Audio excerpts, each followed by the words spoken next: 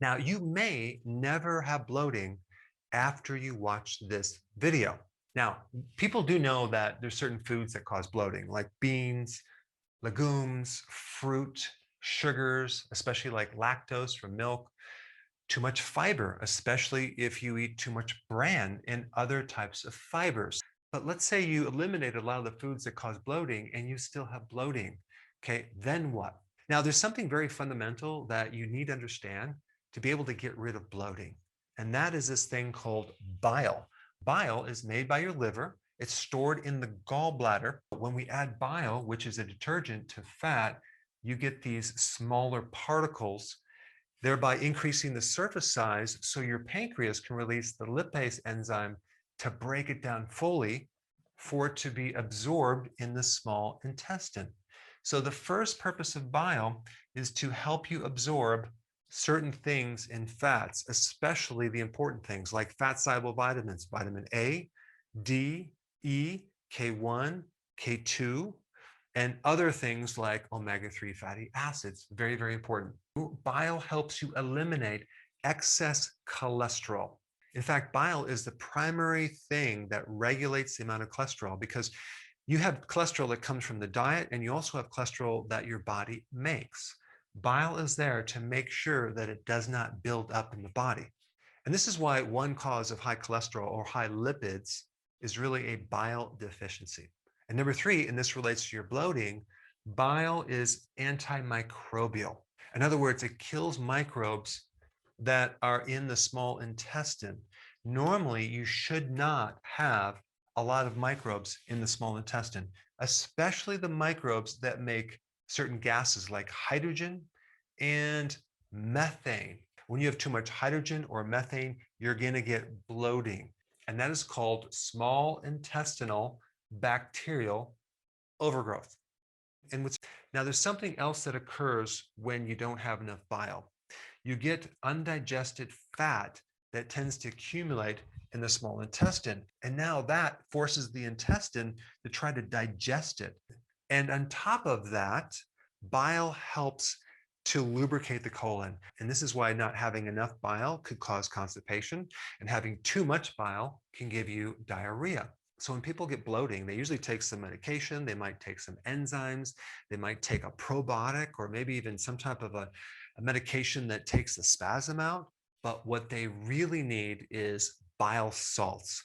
And so if you're interested in a really good product that not only has purified bile salts, but also has additional things like enzymes, things to acidify the stomach, herbs to help thin the bile.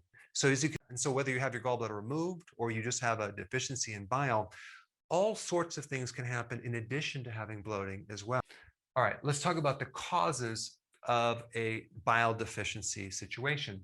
Well, having your gallbladder out is the obvious one because now we have no way of storing that bile between meals. What we have is we have a tube from your liver that's making the bile directly into the small intestine, and it's just kind of trickling through. We don't have any ability to regulate it. All right, low fat diets. When you go on a diet that's low, especially in saturated fat, there's nothing there to stimulate the bile production or the gallbladder contraction. So that's another cause of a deficiency of bile. And this is why vegans have a higher tendency to have gallstones because they don't produce enough bile because they're not eating saturated fats or animal products. Antibiotics. Now, why would an antibiotic cause a low bile situation? Well, guess what? There's primary bile that's made by your liver that's stored in the gallbladder, and you have secondary bile that is produced from your microbiome in your gut. So if you don't have that, you can't produce the secondary bile that you also need to help out with the situation. And this explains why diarrhea can also cause a loss of this microflora, and then you can end up with a loss of bile from that as well. And that triggers another thought. Let's say, for example, you did a lot of colon cleansing, right? Colon hydrotherapy, where you're getting rid of a lot of waste from your body. Well, you better put those microbes back, and you may need to add some bile salts because if you're removing a lot of the microbes from your gut, you're not only going to be deficient in the microbes, you're going to be deficient in the bile that they produce. A couple other points: high estrogen, whether the person's on birth control pills, hormone replacement therapy, or they just had a baby. And this is why pregnancy can increase the risk of gallstones because of this estrogen situation and how it affects the liver. High amounts of insulin, okay, that comes from eating a lot of carbs, and frequent eating can diminish your bile reserves.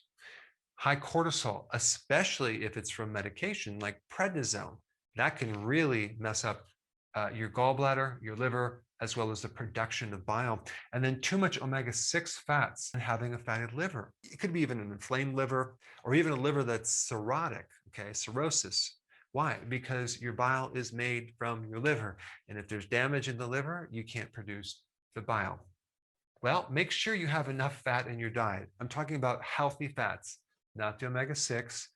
Have omega-3, have enough saturated fats to trigger this process. Don't go low fat in anything. You don't have to spike probiotics or foods that help build up your gut flora, like fermented sauerkraut, for example. Number 3, intermittent fasting can greatly help because, first of all, you're lowering insulin. Secondly, you're allowing the body to reset and build up this concentrated bile in your gallbladder.